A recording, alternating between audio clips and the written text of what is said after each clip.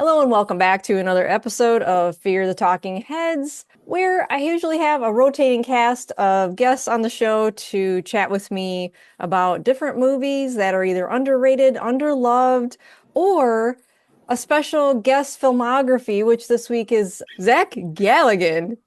And with me today is Eric from Hey Internet. Eric here.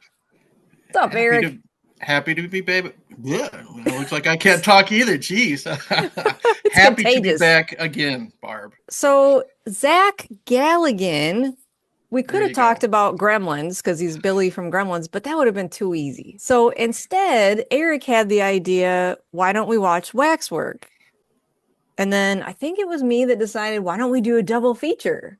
Between the two movies, before I hit record, I asked Eric which one he preferred. He couldn't decide. So maybe by the end of this episode, he'll have an answer for us. I know which one I preferred, and I'll mention that at the end. Okay.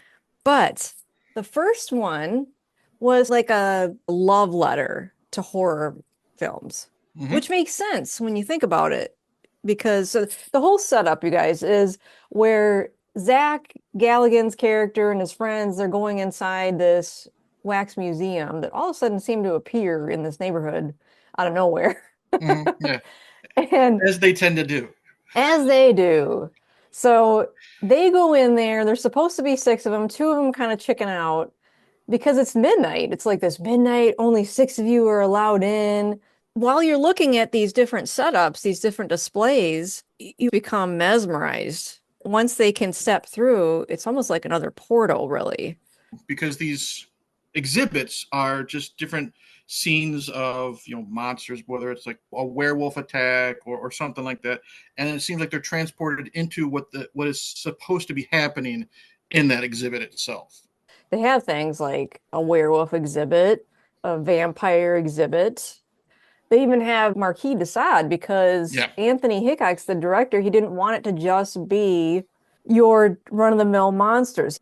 He didn't want the same old is what it is, Yeah. because I actually I enjoy a good amount of Anthony's movies. He's also done the third Hellraiser film, which is my favorite, and he's honestly it's he directs one of my favorite straight to video so bad it's good movies. He did the second Warlock movie, Warlock Armageddon, with Julian Sands, and that's one of my go-tos. And if you know his style, it's one of his movies, because he's got certain shots that he always uses. He always has a close up of one specific object, like right in your face of the camera. And this one, it was during the football game. We were looking right at the football for some reason, and then he has stuff going on in the background. And he always loved that shot. But he was a club owner, and he didn't like to live the same old type of life, and that's what he wanted to do. He wanted to bring something fresh into the first movie instead of just the go-to's, like just a werewolf or just Dracula.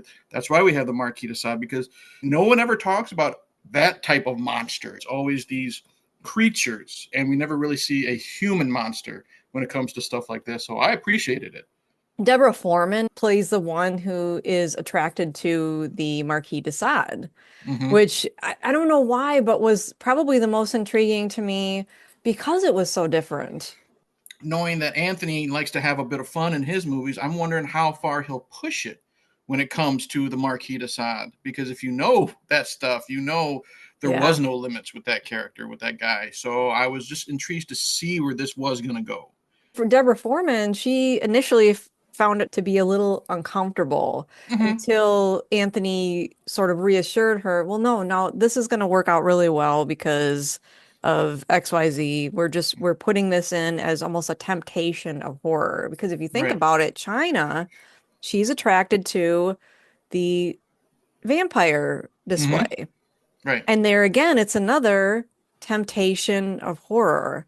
Mm-hmm. So I like what he did with that in this one. And it was really, it is meant to be a horror comedy, you guys. So if you go into Yes. this thinking it's just going to be, but there's plenty of gore too, don't you agree? Well, I want to jump on that right quick, because it sets up its tone perfectly in the very beginning. You know what I mean? When Yeah. we have this murder, but it's played to like ragtime music. You know what I mean? So you realize that this is going to be tongue in cheek. So it sets the table right there. You're like, okay, I know what I'm getting into. And that's why, when you get to the Marquis de Sade stuff, it is a little different because there isn't a lot of tongue-in-cheek stuff that we had in the beginning and towards the end. And the gore in this is actually quite good, especially when we get to the vampire scenes. When she sees the man in the basement and he's being chained up, and that's where they're getting the steak tartare from. I haven't had steak tartare in a long time. Steak tartare? Oh, yes. Steak tartare. Anthony doesn't usually have big budgets in his films. And Warlock the Armageddon, God bless his soul, that's the perfect example. But when it came to the practical effects in this film and in the second one, I think he really did a good job with the use of the budget. Close-up shots, lots of times he'll hide what doesn't work, but that close-up shot of that man and his leg pretty much carved to the bone, that was pretty gory, and I didn't expect that when I know we're going to have tongue-in-cheekness. Again, I really like a lot of his stuff, and he has a lot of the same people. The little person that was the butler, I guess you would say, or the person welcoming them in, he was also in Warlock and stuff like that. David Warner as what was his name? Lincoln was the main villain, I guess you would say, the wax museum owner. David Warner can do anything. And, he can play something like this, or he can be in a Ninja Turtles movie and make it work. That's what I'm saying. And he was a big talent. And he was also, I first saw him in the original Omen. You know what I mean? So his filmography is amazing. And it's great seeing someone of his caliber. And he has like a gravitas, like a dignity to him. You know what I mean? If that makes sense. And he was not, above doing a little, cheesy, goofy late 80s horror movie like this. So I had a lot of respect when I saw that he was in the opening credits. So I was excited to see, because like I said, I didn't even remember most of the cast other than the little person actor and Zach Galligan, actually. So I was really excited to see what he would do in this. Well, when I saw him, he was actually in Scream 2. He was the theater Yes. director. Mm-hmm. Because Yep. I remember thinking, where do I know that guy from? It was great seeing John Rhys Davies show up, from Indiana Jones and Lord of the Rings, and he's in the werewolf segment. But that finale, that was some of the most fun I've seen in a long time. And it's, minor spoilers. Eventually, David Warner does bring all these wax characters to life. And Zach Galligan and I don't know who actually the man in the wheelchair was, his relationship to Zach Galligan. But the man in the wheelchair gets his buddies together, and it's a storming the castle type scene. You know what I mean? And I'm not going to lie, Barb, I yelled, holy shit, to my TV so many times, whether it's Dracula morphing into a bat and someone grabbing him and putting like a 357 Magnum and saying, have a nice day. You know what I mean? Or the little dwarf actor, he's fed to the Audrey 2 type of potted plant and it eats him. It's just so bonkers, and no pun intended, because I just said Dracula and the bat shit crazy. It's one of those scenes that is so much fun, but there's so much going on in the background. Put the phone down. Like, this is, I can understand, nowadays people, they have their phone in their hands while something's not happening. Once all these artifacts or displays come to life, chuck the phone across the room, because you will miss something, and you will miss something fun. Because I was having a blast the last 15 minutes. It's a long segment, this battle scene. And it's just so much fun. And I'm glad we did this. As much as I love Gremlins, I'm glad we did this, because I forgot about this finale. And it's so much fun. This was definitely like a horror fan's dream when it comes to like different specific characters, or creatures. And it was just amazing. And I was just having a blast. I have a question for you. So the end of this felt very familiar to me in a Mm-hmm. nice, fond way, and I couldn't think of why it felt that way. And listening to you talk about it, it reminds me of the beginning of Monster Squad. Yes, it does. It really does. If you think about it, because it opens up in that castle. It's during the, I don't know, 1800s, wherever. It's got that feel to it. You have the chaos with the portal opening up and sucking everybody in. You have the Dracula and his brides and Van Helsing and his army. It does have that feel to it. And the thing is, I think because of what we've already seen from this film, like in the beginning, and now it had, that tongue in cheek. It's got some charm to it. You know Yeah. what I mean? I think there's a difference between, because me, I do love my low budget trash, but there is a difference, honestly, between like 80s low budget and low budget of today. There's a more of a bit of a charm, and to me, it seems like more of an effort put into that decade to try to make a fun movie when they realize what type of movie they're making. If they tried to be like 100% serious with Waxwork, they would have failed. I feel like every display that they try to show us, they wanted to do more displays, and that's where the Mm-hmm. budget was like, okay, we can't do as many as we want. It looked great, and like I said, having that opening sequence with the one person getting murdered in the fireplace, and the music that they chose to use, and the way that they just have the title card just flash after he's taken out, it sets the tone, Yeah. and that helps you. You're like, okay, this is gonna be a popcorn and beer with a buddy type of movie, maybe, or you and Granny. You know what I mean? It's gonna be one of those type of films, and when you know that, you can put your feet up, you can relax, and you're gonna have a blast. And Anthony nailed it. I'm just gonna say Deborah Foreman is not in the second one. This actress, I thought she was really, really good. I think she had better chemistry with Zach Galligan too. It's always great to see Buck Flower as he was the stepdad. It's always great to see that character actor. He's taken out, and when when this character is trying to throw the hand into the garbage disposal, and he'd squirt mustard on her and stuff like that. No pun intended. I'm like, okay, we got a ball game here, because they're literally playing "Take Me Out to the Ball Game." While if you listen, while she's shoving that thing down and dealing with all the condiments and stuff like that, I'm like, okay, now we're really gonna have fun. And kind of like with the first movie, the setup, there's a little bit of a lull in the middle, but that ending, it's okay. Now I know exactly what we're getting into, and I love it, and I'm ready for it to go along for the ride. I'm like, oh, there's portals in this one, and it's actually where they're genre jumping. You know what I was thinking when I was watching the second one? I'm like, man, I would love to have worked on this movie, because now with us talking about it, I think I might have preferred the second one more. Okay, I'm gonna go ahead and tell you that's the one I preferred. That a girl. I think it's because, Yes. honestly, I think I would have had more fun being on this, because as they're going through these portals, they're going into different genres. They're kind of parodies. They go through, there's one that's a parody of Aliens. You know what I mean? And it's a lot of fun, because when you see what the alien looks like, it looks like garbage. It was probably not just Aliens, but like if Roger Corman ripped it off. You know what I Right. mean? Because he always did that. And then by the end of it, because I don't want to jump too far ahead, but I think that's why it was much more fun, because I could relate to a lot of what they were jumping into, instead of just a werewolf story or Right. a vampire story. Now they're in Aliens. Oh my God, Zach Galligan is running away from Godzilla, but it's the Japanese version, and they have the bad syncing with the words and stuff like that. I wish I would have been on that, and I think that's Yeah. why I think Zach's performance is a lot better in this. I think the replacement actor was good. I think they knew what it was, and they were actually having more fun on this set than maybe the actors in the first film. He really enjoyed his time on the first one. He said the second one, he didn't say anything negative about it, but he said that Mm-hmm. it was such a chaotic way of filming. He He's said not wrong. they got it all done in 5 weeks, and he said he was just reading his lines and trying not to fall over the props. That's kind of how he described it.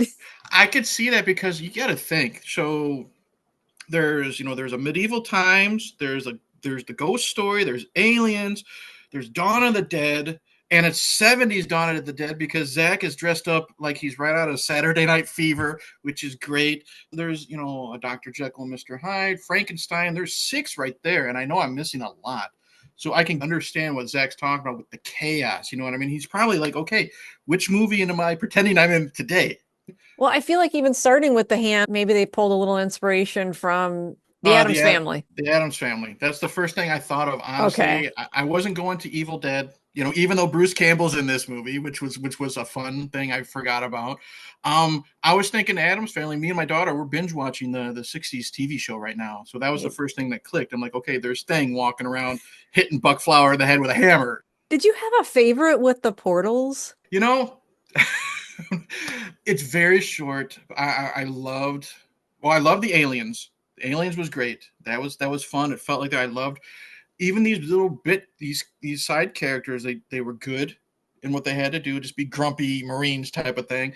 I loved how the alien looked like shit because again, it made me think of Roger Corman. That's what it was. It wasn't James Cameron's aliens. It was Roger Corman thing from Planet X or something like that. You know what I mean? But honestly, I think I loved the Godzilla thing. It was brief. They had the bad hairstyles, they had the dubbing, and then when you saw they had the bad green screen, and I guarantee you Anthony probably did that on purpose. And then I'm like, are we going to see the monster? Because I understand he wouldn't have the budget.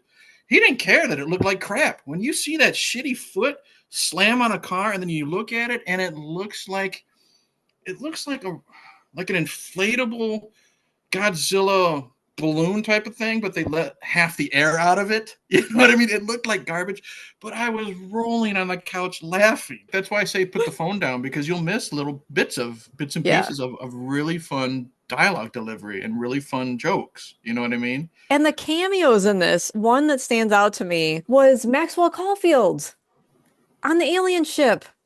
That's right.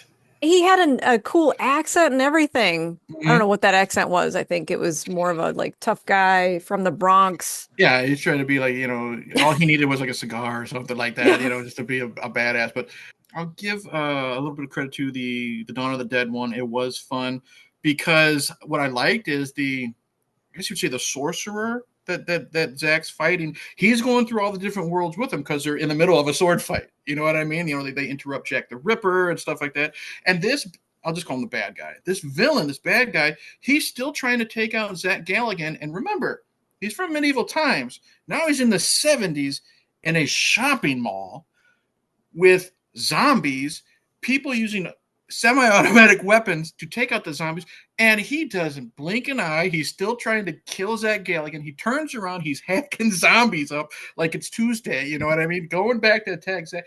That's what I like about this guy. I recognize him, he's one of the villains in Die Hard, the original Die Hard. This character, he just doesn't care. He will go through 20 zombies just to get little Zach Galligan. You ain't seen nothing yet. To the death.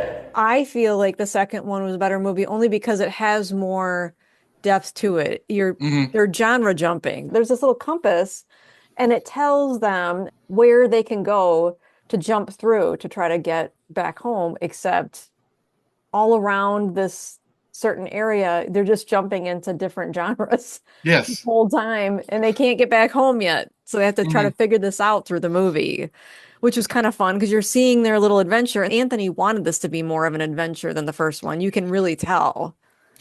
This would have been like I'm not going to lie, this would have been like a perfect TV show. You know what I mean? Yeah. It made me think of, I don't know if you remember the TV show Quantum Leap, where Sam is leaping from person to person every week. This would be perfect. All right, this week we're fighting aliens. All right, where are we going? They turn the compass on, they zap. Okay, now we're in black and white, and we're dealing with a ghost story. And then next week, okay, we're dealing with zombies at a mall type of thing. This would have been this is like a perfect example of what also would have worked as a TV show. Zach's probably got a larger filmography than I realize, but because Gremlins 1 and 2, and now these two movies and Hatchet 3, I'm sure there's more out there. Yes, because I think he's in the second Warlock movie, which Anthony directed. I can honestly say this was last year. I walked up to his table. He was only charging $20 for a selfie. I was shocked. That's good. And he had this little gizmo and he took a picture with me and he put the gizmo up because obviously I wasn't walking around with my gizmo. Right. But so thankfully he had one and it was just us three in the picture and it was just really nice.